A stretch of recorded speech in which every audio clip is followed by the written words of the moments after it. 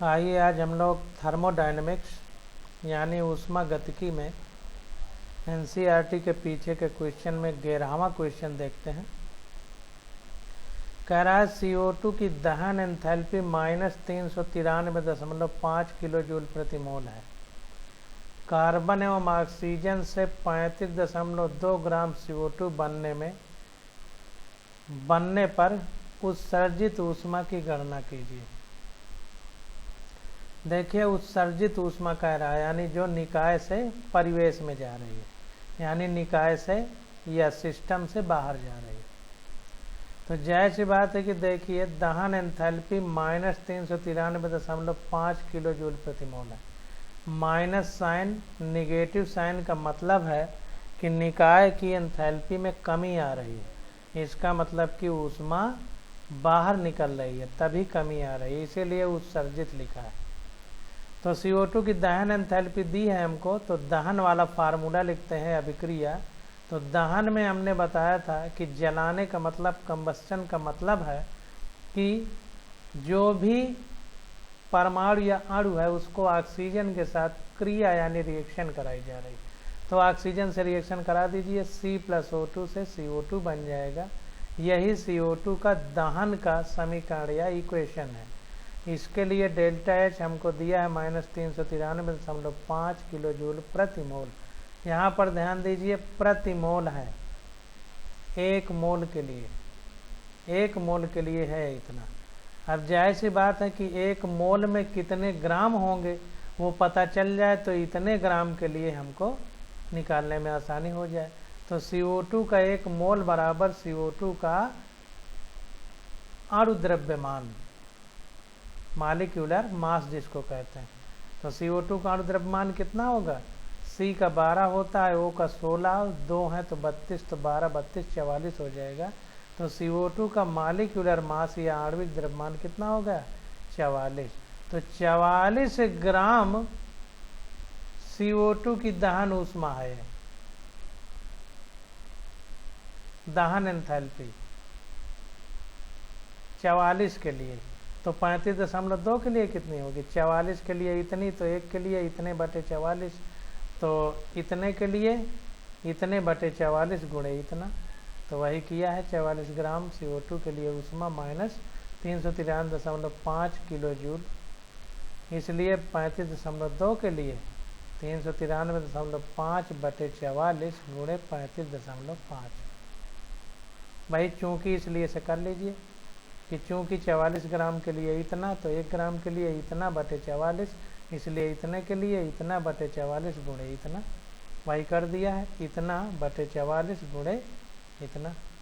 तो यह आ गया -314.8 किलो जूल प्रति मोल। तो उत्सर्जित ऊष्मा यानी बाहर निकलने वाली निकाय से परिवेश में जाने वाली ऊष्मा कितनी है? -314.8 किलो जूल प्रति मोल। क्वेश्चन नंबर 12 देखते हैं।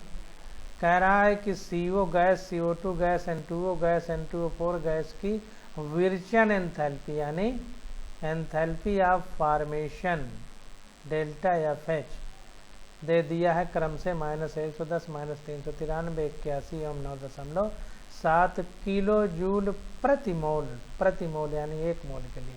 तो अभिक्रिया N2O4 gas plus 3CO gas plus Gibbs यानी ये अभिकर्मक है, ये उत्पाद N2O4 gas plus 3O2 gas CO2 gas के लिए डेल्टा RH का मान ज्ञात कीजिए।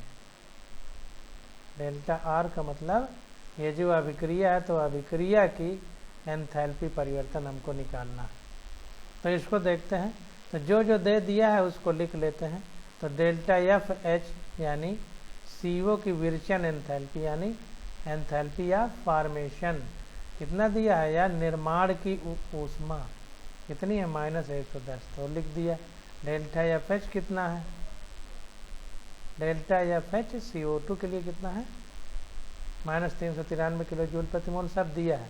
डेल्टा FH N2O के लिए कितना है? 81.0, मतलब डेल्टा हीट ऑफ फॉर्मेशन।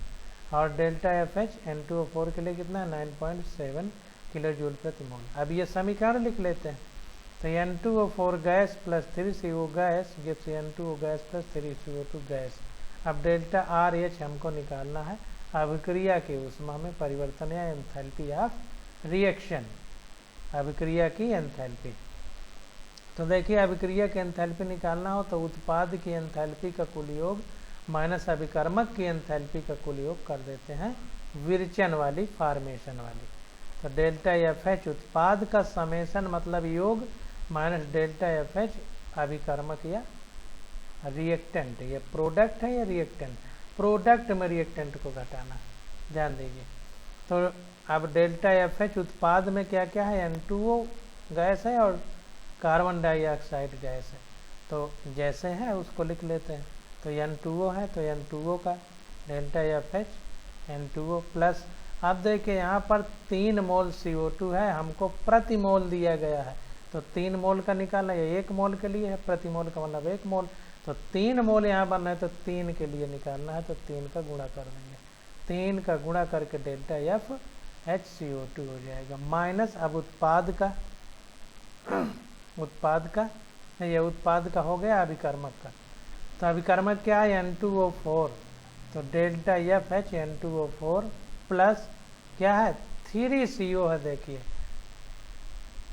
प्रति मोल दिया है, यानी 1 मोल के लिए 3 है तो 3 का गुणा कर देंगे, 3 गुणे डेल्टा एफ एच CO।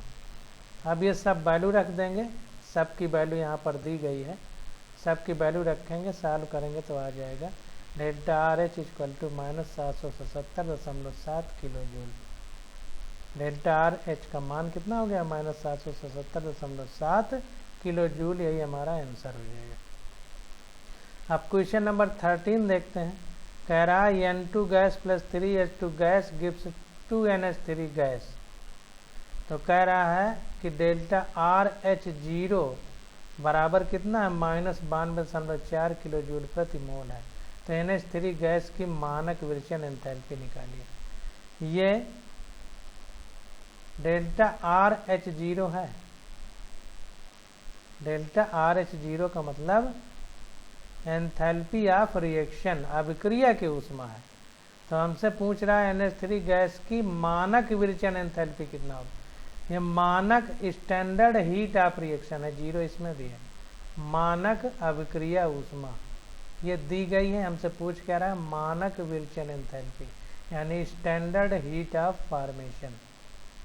तो हमेशा ध्यान रखिए कि जो स्टैंडर्ड हीट ऑफ फॉर्मेशन है तो उसका मतलब ये है कि हमें प्रति मोल बताना है। यहाँ पर देखिए 2 मोल है, तो 2 मोल के लिए इतना है, तो 1 मोल के लिए अगर हम निकाल लें तो वही हमारी स्टैंडर्ड हीट ऑफ फॉर्मेशन हो जाएगी NH3 के लिए, क्योंकि स्टैंडर्ड का मानक मतलब मानक स्थिति में जो भी होगी।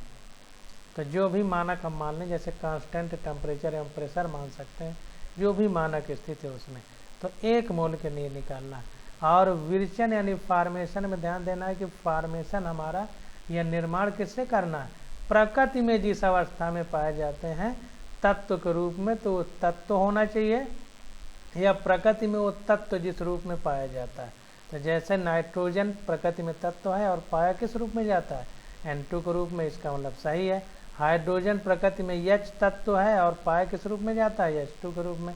तो जाहिर सी बात है कि एकदम सही है, यही फॉर्मेशन यानी विरचन वाली एंथैल्पी हो जाएगी। बस 1 मोल कर दें अगर यहाँ, तो ये 2 मोल है तो 1 मोल के लिए करेंगे तो बटे 2 हो जाएगा। तो यही हमारी मानक विरचन एंथैल्पी हो जाएगी। फिर देखिए रिएक्शन लिख दिया, N2 प्लस 3H2 गैस से 2NH3 गैस बन रहा है। डेल्टा आर एच जीरो यानी स्टैंडर्ड हीट ऑफ रिएक्शन कितना है, माइनस 92.4 किलो जूल। अब देखिए कह रहा है अभिक्रिया में 2 मोल NH3 गैस उत्पन्न हो रहा है, इसलिए 1 मोल NH3 के लिए उत्पन्न ऊष्मा कितनी होगी, माइनस 92.4 बटे 2 कर देंगे तो ये आ गया 46.2 किलो जूल प्रति मोल। तो यही हमारा हो जाएगा heat of standard heat of formation या मानक विरचन एंथैल्पी NH3 के लिए माइनस 46.2 किलो जूल प्रति मोल। देखिए गलत बहुत लिखा रहता है, माइनस यहाँ है तो माइनस यहाँ भी लगेगा। अब क्वेश्चन नंबर 14 देखते हैं। कह रहा है कि निम्न आंकड़ों से CH3OH लिक्विड मतलब द्रव की मानक विरचन एंथैल्पी ज्ञात कीजिए। मानक विरेचन एंथैल्पी यानी स्टैंडर्ड हीट ऑफ फॉर्मेशन। ध्यान दीजिए। तो हमको दिया क्या क्या है वो हम लोग लिख लेते हैं। तो यहाँ पर देखिए दिया है CH3OH liquid plus 3/2 O2 gas से CO2 gas plus 2H2O gas बन जाती है। ये जो है हमारी दिया है। इसके लिए स्टैंडर्ड हीट ऑफ रिएक्शन कितना है, मानक विरेचन एंथैल्पी -726 किलो जूल प्रति मोल। और ये C graphite plus O2 gas के लिए CO2 गैस बनने में ये डेल्टा CH0 है, मानक दहन एंथैल्पी। C का मतलब कम्बसन, कम्बसन का मतलब दहन। तो ये दहन की एंथैल्पी है, मानक दहन एंथैल्पी -393 किलो जूल प्रति मोल। अब देखिए ये जिस अवस्था में प्रकृति में पाया जाता है कार्बन ग्रेफाइट के रूप में, वैसा ही है। ऑक्सीजन तत्व O होता है लेकिन पाया O2 के फॉर्म में जाता है, यानी प्रकृति में इसी रूप में पाया जाता है, इसलिए ये भी जैसा प्रकृति में है वैसा ही है। इसलिए ये रिएक्शन, और देखिए CO2 का 1 मोल बन भी रहा है, तो इसलिए ये मानक दहन एंथैल्पी हो जाएगी। अब यहाँ पर देखिए H2 gas plus half O2 gas से H2O गैस बन रही है। ये डेल्टा FH0 है, यानी मानक विरेचन एंथैल्पी फॉर्मेशन वाली मानक विरेचन एंथैल्पी है H2O की, यानी standard heat of formation of H2O कह सकते हैं, -286 किलो जूल प्रति मोल है।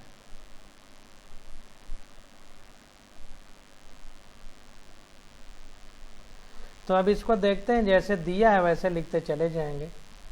तो यहाँ पर देखिए CH3OH liquid plus 3/2 O2 gas, जैसे यहाँ लिखा है पूरा वैसे लिख दिए। यहाँ पे C ग्रेफाइड है। तो यहाँ पर देखिए थोड़ा सा मिस्टेक है, यहाँ पर देखिए CC 2 बार लिख दिया है।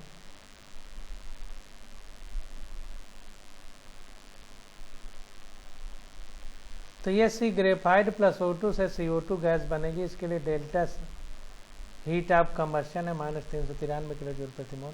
इसी प्रकार से ये रिएक्शन लिखिए। हमको प्राप्त क्या करना है, CH3OH के लिए मानक विरेचन एंथैल्पी प्राप्त करना है, यानी इसका निर्माण करने में कितनी एंथैल्पी का परिवर्तन हो गया, स्टैंडर्ड हीट ऑफ फॉर्मेशन होगा। तो लिख लेते हैं, इसको बनाएंगे कैसे।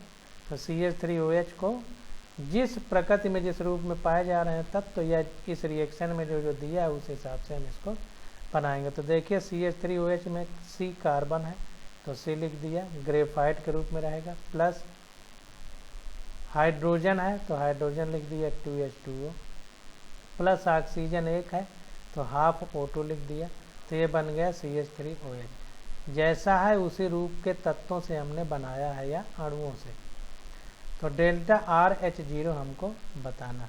तो ये जो 3 समीकरण दिए गए इन्हीं से इसको प्राप्त करना। तो देखिए जैसे जैसे दिया है वैसे, कार्बन इधर है तो कार्बन इसमें भी इधर है, एक ये काट दीजिए, ये डबल लिख गया है गलती से, तो एक को काट दीजिए। तो देखिए कार्बन इधर भी है, कार्बन इधर भी है, तो समीकरण जो 2 है इसको जोड़ा जाएगा। 2 को जोड़ने पर लिखा है, 2 को जोड़ने पर।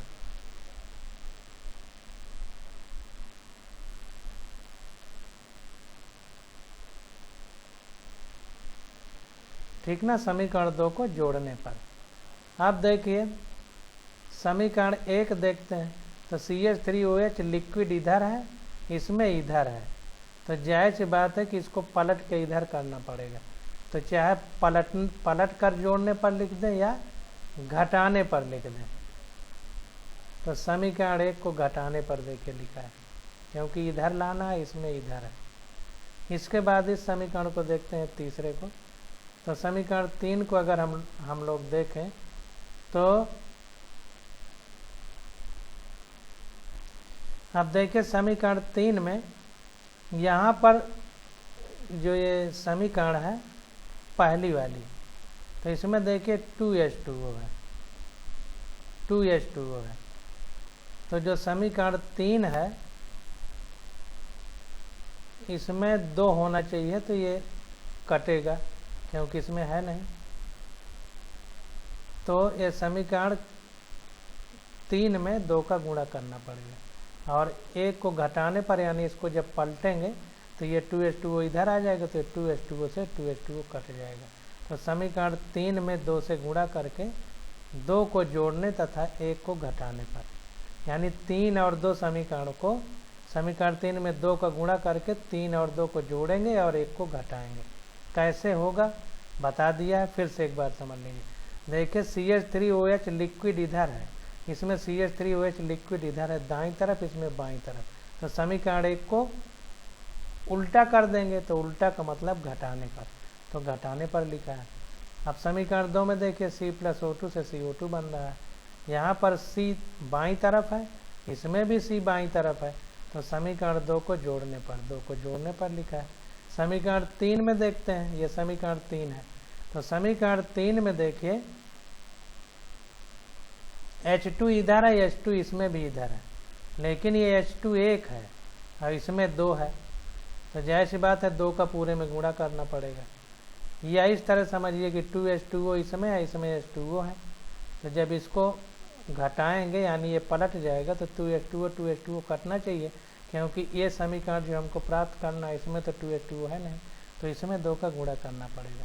तो समीकरण 3 में 2 का गुणा करके जोड़ेंगे, क्योंकि H2 इधर है, H2 इसमें इधर है, 2H2 इसलिए 2 का गुणा होगा। या इस तरह समझें कि 2H2O है, इसमें H2O है, जब ये पलटेगा तो 2H2O से 2H2O कटना चाहिए, क्योंकि इस समीकरण में 2H2O नहीं है, तो 2 से गुणा करेंगे तभी ये पूरा कटेगा पलटने पर इसको, तो इसलिए इसमें 2 का गुणा करेंगे। तो समीकरण 3 में 2 का गुणा करके और 2 और 3 को जोड़ने पर और 1 को घटाने पर, वही लिखा है। देखिए समीकरण 3 तथा 2 से गुणा करके, समीकरण 3 में 2 से गुणा करके 2 को जोड़ने तथा 1 को घटाने पर। तो ये देखिए वैसे जब करेंगे आप, या ये सब करने की अब ज़रूरत नहीं है, फिर भी लिख लीजिए ताकि आपको याद रहे। तो समीकरण 1 को देखिए समीकरण 3 है और 2 को जोड़ने पर, तो 3 देखिए तो -393 हो गया, प्लस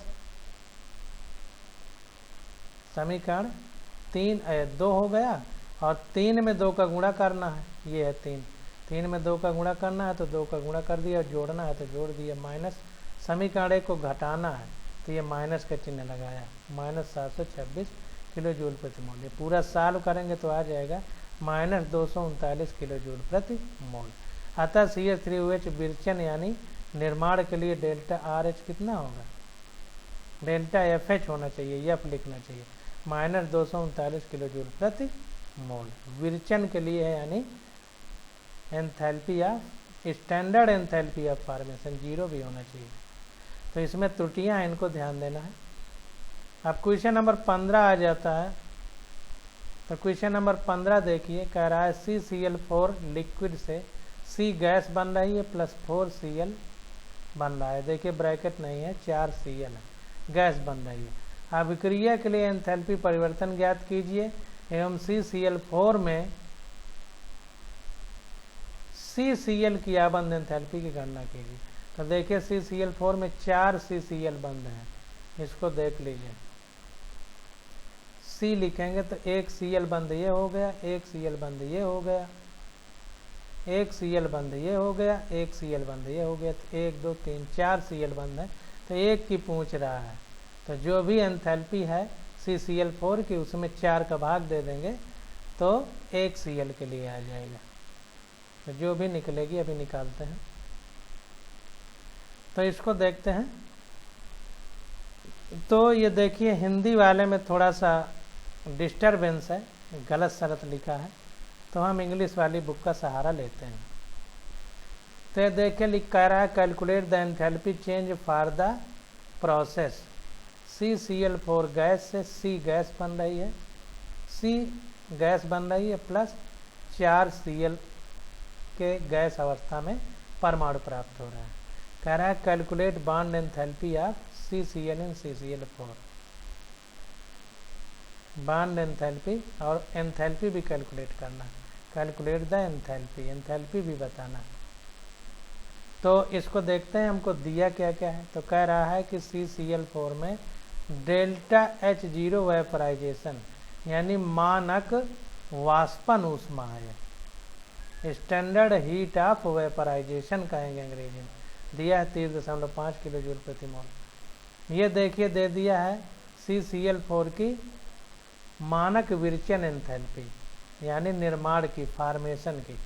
तो डेल्टा FH0 CCl4 के लिए कितना है, -135.5 किलो जूल प्रति मोल।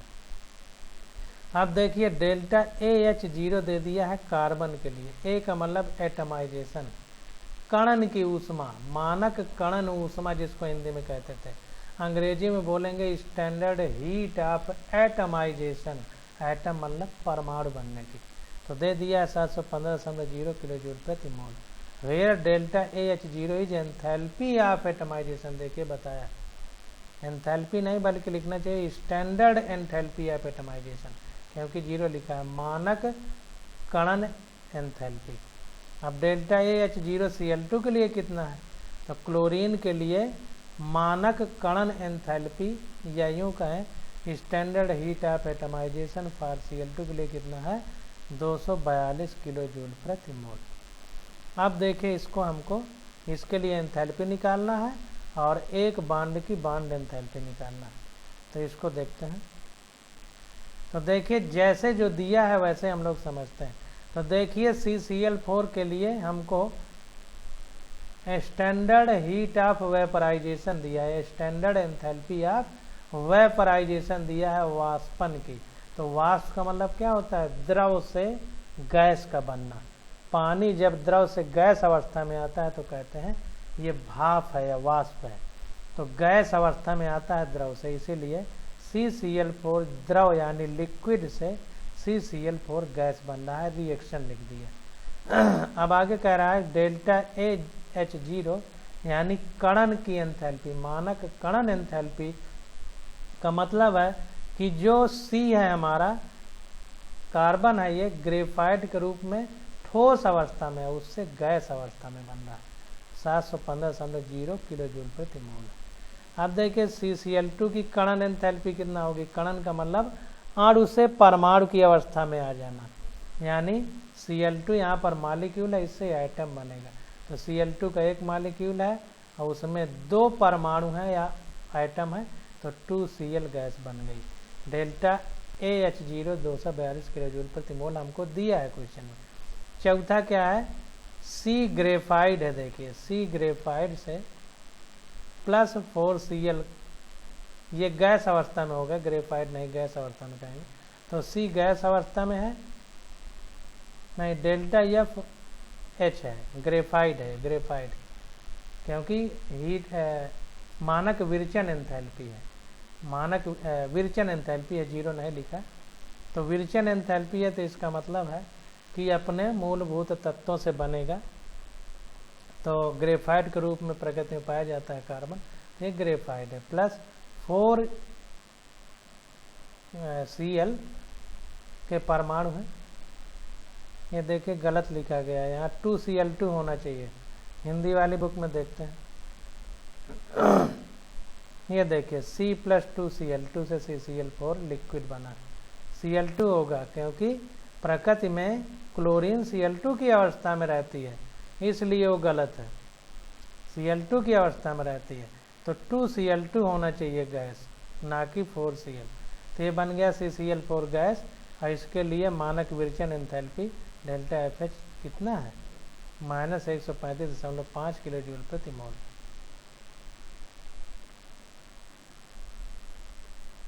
डेल्टा H0 है, देखिए डेल्टा H0 है, तो मानक विरचन एंथैल्पी है, विरचन एंथैल्पी नहीं, यानी स्टैंडर्ड हीट ऑफ फॉर्मेशन है, not heat of formation, standard, यहाँ 0 लगना चाहिए। अब देखिए ये CCl4 गैस से C गैस + 4Cl गैस बन रही है। तो इसके लिए हमको एंथैल्पी का परिवर्तन बताना है। तो देखिए जैसे जैसे दिया है इसको देख के हम लोग वैसे वैसे लिख लेते हैं। तो यहाँ पर देखिए CCl4 गैस दाईं तरफ है, इसमें बाईं तरफ है। तो चौथा समीकरण हम लोग घटाएंगे, इसमें दाईं तरफ है, इसमें बाईं तरफ है, दायां बायां दोनों उल्टा है, तो जब उल्टा होंगे तो घटाएंगे। तो देखिए चौथे समीकरण में माइनस किया है, ये चौथा समीकरण। अब तीसरा देखते हैं, तीसरे में क्या है कि Cl हमारा दाईं तरफ है, इसमें भी दाईं तरफ है, लेकिन इसमें 4 है, इसमें 2 है, तो इसका मतलब इसमें 2 का गुणा करके जोड़ देंगे। दाईं तरफ दोनों है तो इसका मतलब जुड़ेगा, ये 4 है, ये 2 है, इसका मतलब ये 2 गुना है, तो इसको 2 गुना करने के लिए 2 का गुणा होगा, तो 2 का गुणा करके इक्वेशन 3 को जोड़ दिया है। अब इक्वेशन 3 हो गया। अब 2 देखते हैं। 2 में देखिए C गैस दाईं तरफ है, ठोस बाईं तरफ है। C गैस दाईं तरफ है, C गैस दाईं तरफ है, और एक ये भी है, एक ये भी है, तो सीधा सीधा जुड़ जाएगा, तो दूसरे को जोड़ देंगे। ये देखिए जोड़ दिया गया। अब आते हैं पहले में, तो पहले में देखिए CCl4 गैस दाईं तरफ है, CCl4 गैस दाईं तरफ है, और इसमें बाईं तरफ है, तो एक को घटाएंगे, तो ये घटा दिया। तो वैसे जैसे लिखा है वैसे लिखते चले जाइए, आपका आंसर आ जाएगा। तो डेल्टा एच हो गया डेल्टा AH0C प्लस 2 डेल्टा, जैसे 2 का गुणा है तो 2 डेल्टा AH0Cl2 जैसे दिया है। इक्वेशन 3 कहाँ ये है, minus delta vaporisation H0 minus delta FH, ये जो दिया है। जैसे जैसे वैसे कर देना, और जैसे जिसमें इसमें 2 का गुणा किया है तो जो दिया है उसमें 2 का गुणा कर दिए। तो डेल्टा AH0 कार्बन के लिए कितना है दूसरे समीकरण में, ये दिया गया है, देखिए 715 प्लस 2 गुणे ये 742 है, माइनस इक्वेशन 1। और देखिए इक्वेशन 4 भी माइनस होगा, क्योंकि इसमें गैस बाईं तरफ है, इसमें दाईं तरफ, तो घटा दिया। तो सब की ये वैल्यू रख देंगे, तो ये सॉल्व करने पे आंसर आ जाएगा 1304 किलो जूल प्रति मोल। अब देखिए ये आ गया। अब बॉन्ड एनर्जी एक बॉन्ड की, हमने बताया था CCl4 में 4 आबंध है, तो एक आबंध की कितनी होगी, इसका चौथाई होगी, तो 4 का भाग दे दिया, तो एक CCl आबंध की बॉन्ड एंथैल्पी आ गई, आबंध एंथैल्पी 326 किलो जूल प्रति मोल। तो ये हमारा आंसर हो जाएगा।